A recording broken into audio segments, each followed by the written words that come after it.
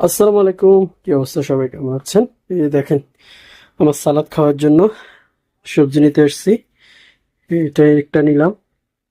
এখানে গাজর আছে, কিন্তু গাজর আগে নিছি, আজকে লাগবে না। তারপরে এখানে টমেটো আছে, লেবু আছে, শসা আছে। অবশ্যই শসা আছে, শসা লাগবে না। এগুলো নিব। এগুলো হচ্ছে জির পাতা।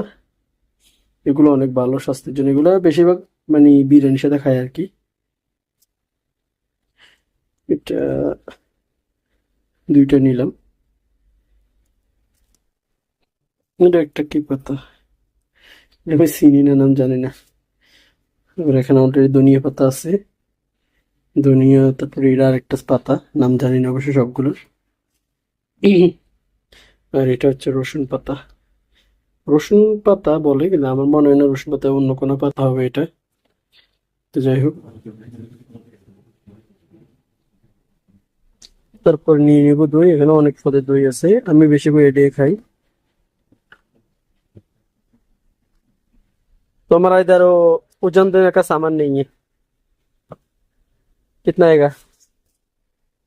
एक कैप्सिकम और सलाद।